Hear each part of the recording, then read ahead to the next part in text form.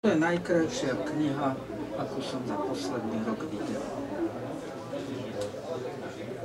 Urobil ju Vlado Roztoka, geniálny slovenský typograf a je dobrá dokonca aj v jeho vysokých parametroch.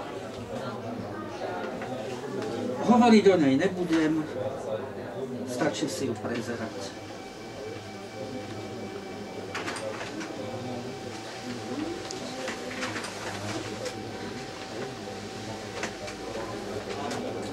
A možno aj nejaký detail, pretože Vlado Roztoka je perfekcionista.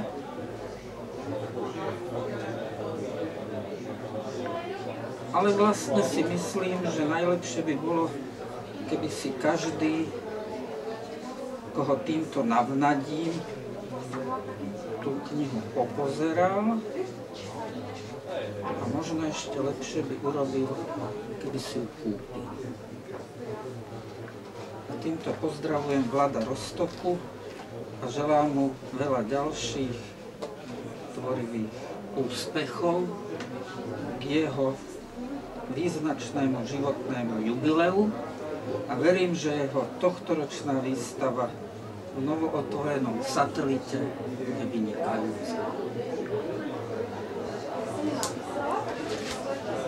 Vy ste si pripravili?